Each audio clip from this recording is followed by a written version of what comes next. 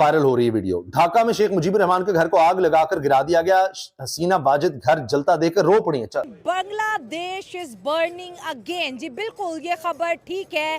40,000 के करीब Bangladeshi textile worker जी रोड्स पर आ चुके हैं। बैक्सिमको की 170 कंपनीज बंद हो चुकी। फिर अब जब घर गिरता देखा तो कहा मैंने इस मुल्क के लिए कुछ नहीं किया क्या? फिर इतनी बेइज्जती क्यों? उफ, अब ये क्यों पाकिस्तानी साफी और दीगर लोग ये वीडियो शेयर कर रहे हैं? एक बार फिर बांग्लादेश चल उठा है और इस बार ये आग शेख हसीना की पार्टी के खिलाफ लगाई गई है। अगर अवाम रोडों पे आ जाए तो आर्मी क्या, उनकी हुकूमत क्या, वो घुटने टेकने पे मजबूर हो जाएंगे। किसी के री एंट्री करने से कुछ भी नहीं होता।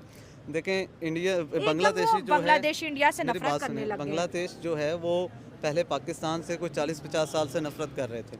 ठीक है, अब वो इंडिया से भी करने लग जाए तो उससे फर्क नहीं पड़ने वाला, जब तक वो इंडिया को फर्क नहीं पड़ने वाला। Frankly speaking, the defense minister didn't like naval chief मेरे साथ जाए, ठीक है, और भी मुआहदे थे तो उन्होंने कहा मैं किस किस को लेके जाऊं। सो वो वहां पे ये सिविलियन का एक है। बहरहाल डीप स्टेट प्लस एमईए ने मिल के जो है वो ये तासुर दिया है पूरी दुनिया में, जहां जहां हिंदूज थे उनको बाहर खड़ा कर लिया। उन्होंने कहा भाई खबरदार। करंट राष्ट्रपति आवास जला डालती है बांग्लादेश में भीड़, और भीड़ भी क्या, ये कोई ऐसी वैसी भीड़ तो है नहीं जो जनता उठी हो। बांग्लादेश के अंदर 1-2-4 महीने बहुत जबरदस्त तरीके से चला anti Sheikh Hasina, anti Hindu, anti India, anti Hindi जो था, बहुत अच्छे से चला मामला। फिर वो आग बुझ गई, वो पूरा खत्म हो गया मामला। फिर क्या हुआ, लोगों ने कहा कि हमारा रोजगार कहाँ है, जमात इस्लामी को लात मार के किनारे कर दिया। फिर जो आम बांग्लादेशी, उन्होंने कहा हमारे रोजगार कहाँ है, हमारी नौकरियां कहाँ है, हमारी आप फैक्ट्रियां बंद करा रहे हो, हमारा टका गिर रहा है, नौकरियां जा रही, सब कुछ हो रहा है, पूरी इकोनॉमी खत्म हो रही है, एक्सपोर्ट खत्म हो रहा है, कैसे चलेगा ऐसे? तो फिर से अवामी लीग भी एक तरफ जो है प्रोटेस्ट करने की तैयारियां कर रही है, जो मजदूर मिल वर्कर हैं वो भी अपना प्रोटेस्ट निकाल रहे हैं। इन सब के बीच में फिर से वही जमात इस्लामी ने अपना वो तरीका अपनाया है कि नहीं, फिर से शेख मुजीबुर रहमान का मकान जला दो, शेख हसीना के कपड़े चुरा लो, ये कर दो वो कर दो, ताकि वही माहौल एंटी हिंदिया, anti India, anti Hindi, anti Sheikh Hasina, anti जो है वो शेख मुजीबुर रहमान पूरा का पूरा बना दिया जाए। वायरल हो रही है वीडियो। ढाका में शेख मुजीबुर रहमान के घर को आग लगाकर गिरा दिया गया। हसीना वाजिद घर जलता देखकर रो पड़ी है। फिर अब जब घर गिरता देखा तो कहा मैंने इस मुल्क के लिए कुछ नहीं किया क्या? फिर इतनी बेइज्जती क्यों? उफ, अब ये क्यों पाकिस्तानी साफी और दीगर लोग ये वीडियो शेयर कर रहे हैं? देखिए, जालिम भी रोता है। लोग मरवा दिए, गोलियां चला दी वहां पर, पुलिस फौज सारी आ गई, फिर वहां पर फौज पीछे हटी है जी, कितने लोग हम मार दे। और बड़ी दफा ये बात होती है कि बांग्लादेश की सूरत हाल पाकिस्तान में बनती नजर आ रही है, तंग आ गए हैं लोग, इस तरह की बात अब तजिया करते हैं। इसलिए ये पाकिस्तान में वायरल हो रही वीडियो और यहाँ पर इस पर डिस्कशन हो रही है कि ये क्या हो रहा है कि जालिम का वहां पर घर गिरा दिया गया। यहाँ भी खौफ जो है वो लोगों पे तारी हो रहा है हम पर, क्योंकि हमने चादर दीवारी का तकद्दुस पामाल कर दिया, औरतों बच्चों को हिरासा किया, घरों में घुस गए, पुलिस जहां चाहती है जिसके घर घुस जाती है, जिसकी सख्त ममानियत है हमारे दीन में, वो आप हरकतें कर रहे हैं तो आप अल्लाह के अज़ाब को दावत दे रहे हैं। ये नदीम अफजल चंद के अल्फाज है। Bangladesh is burning again. जी बिल्कुल, ये खबर ठीक है। 40,000 के करीब बांग्लादेशी टेक्सटाइल वर्कर जी रोड्स पर आ चुके हैं। बैक्सिमको की 170 कंपनीज बंद हो चुकी है। 32 को हुकूमत ने नीलाम कर दिया और बाकियों को ताला लगा दिया। ये चीज़ इतनी एग्रेसिव हो चुकी है कि इन वर्कर्स ने साथ वाली फैक्ट्रीज के इर्द गिर्द जो ढाका के आसपास है उनको जलाना शुरू कर दिया है। और ये इतना बड़ा मैसिव प्रोटेस्ट इस वक्त बांग्लादेश के अंदर हो रहा है कि पुलिस जो है अवाम के ऊपर शेलिंग कर रही है। जब 1971 में वो इंडिपेंडेंस उन्होंने ली तो जूट उनका था ना मेजर एक्सपोर्ट था, ठीक हो गया। तो उन्होंने with the passage of time realise किया कि कमिंग डेज में या कमिंग ईयर्स में जूट की इम्पोर्टेंस उतनी नहीं रहेगी, तो उन्होंने पैरेलल जो है ना वो अपनी गवर्नमेंट इंडस्ट्री जो है वो ग्रो किया। और इसमें बहुत वो इनोवेशन लेके आए। उन्होंने अपनी वुमेन एम्पावरमेंट की, वोकेशनल ट्रेनिंग की, स्किल डेवलपमेंट की, तो वो सारी चीज़ों को हम निगेट तो नहीं ना कर सकते। और डॉक्टर यूनुस की बात करते हैं, मैनेजमेंट ने तब्दीली के नारे से हट के रियासत मदीना का ख्वाब बनाया। अब सऊदी अरब वाले जो है वो बॉलीवुड के पास चले गए। वो कहते हैं कि वी आर गोइंग, हम तेल से हट के वो दुबई को कॉपी करने की कोशिश कर रहे हैं। अब मैं वो देखता हूं तो अब क्या चूरन बेचेंगे? अब चूरन तालिबान का बेच रहे हैं। वो पूछें क्यों? मुर्शद साहब कहते हैं कि जो तालिबान का कल्चर है, लड़कियों को स्कूल नहीं भेजा, तुम्हें क्यों प्रॉब्लम है? अब आपके कंट्री के अंदर अगर मैं कहता हूँ खैर मैं भी नचन अय्या कनाब दो अय्या कनस्ताइन भी होवे सारा कुछ होवे जलसियां च नचन ते जी करदा ते इत्थे उमरे दा सवाब भी हो रहा है हर करप्ट अफसर के बीवी बच्चे सारे इनके सपोर्टर जल सहेज रहे करप्शन करके ते शामी मुल्क बचा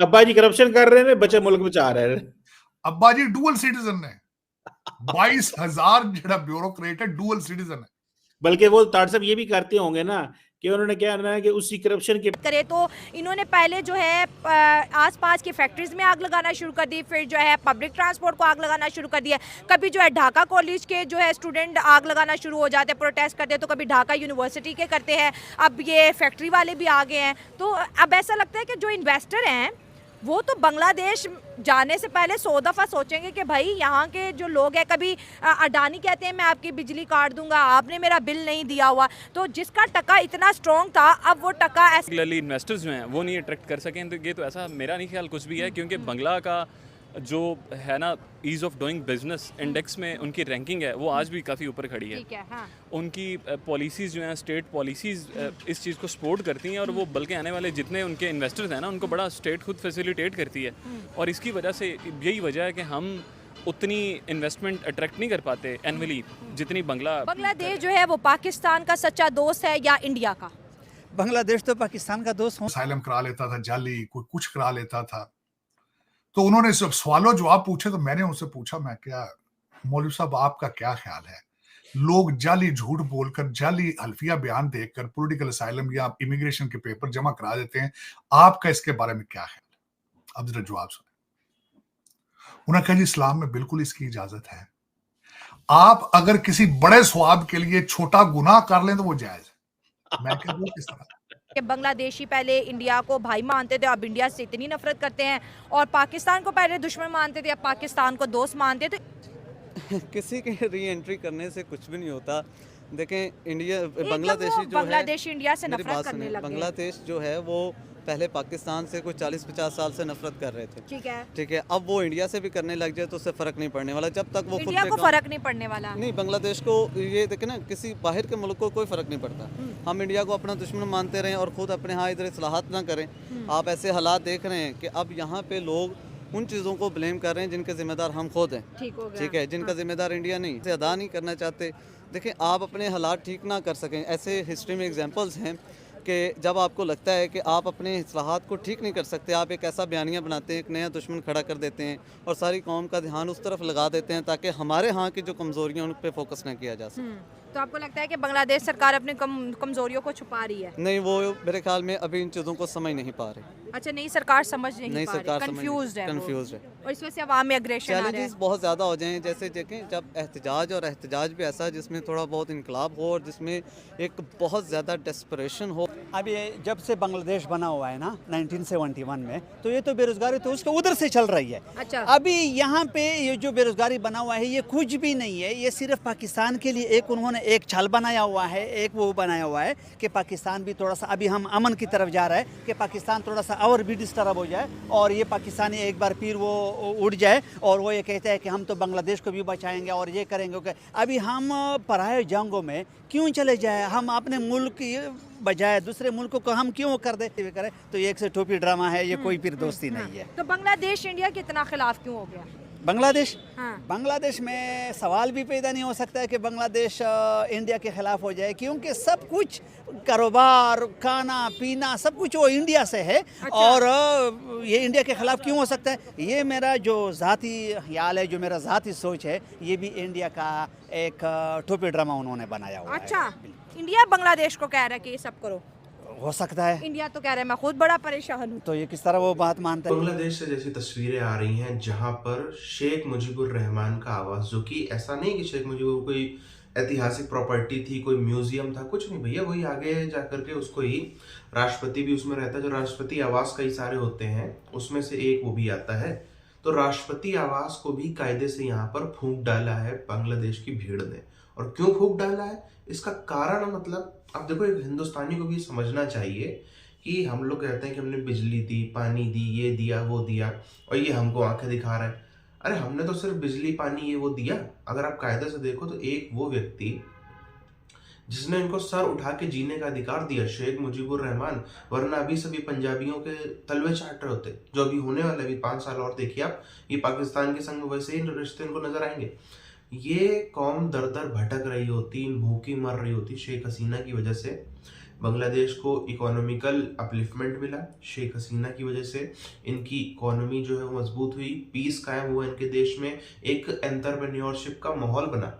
और शेख मुजीबुर रहमान जो कि शेख हसीना के पिता थे, उनकी वजह से बांग्लादेश जो है वो अस्तित्व में आया। और ये उसी व्यक्ति को जो है, उसी व्यक्ति का मकान फूक रहा है। इतनी जाहिल कौम है, इतनी जाहिल कौम को कहीं दुनिया में देखने को नहीं मिलेगी, जो अपना फादर ऑफ नेशन आप देखो, भारत में भी जो है एक जो कहते हैं, जैसे कहते हैं ना, तार्किक मतभेद हो सकता है। भारत के जो फादर ऑफ नेशन जिनको कहा जाता है, उनसे एक तार्किक मतभेद हो सकता है, लेकिन ऐसा कभी ना देखने को मिला है, ना देखने को मिलेगा कि उनका जो भी राष्ट्रीय मकान है वो पब्लिक जला डाले, भीड़ जला डाले। सही है, उनका जो भी है वो कितना सही थे कितना गलत थे वो अलग चर्चा का विषय है, मगर इतना यहाँ पे कोई नहीं, क्योंकि उनके नाम के संग में जुड़ा है फादर ऑफ नेशन, उसका लिहाज करते हुए किसी ने भी ना आज तक हिम्मत किसी की भी नहीं करी, ना जवाहरलाल नेहरू का, ना इंदिरा गांधी जी का, ना कोई XYZ आप नेता उठा लो, किसी का भी मकान फूकना, उनकी पूरी इतिहास मिटा डालना, ये भारत में होता ही नहीं। ये संस्कार किसके हैं? सिर्फ इन्हीं प्रकार के पाकिस्तानी और पाकिस्तानी DNA के जो बांग्लादेशी, इन्हीं के ऐसे संस्कार हो सकते हैं।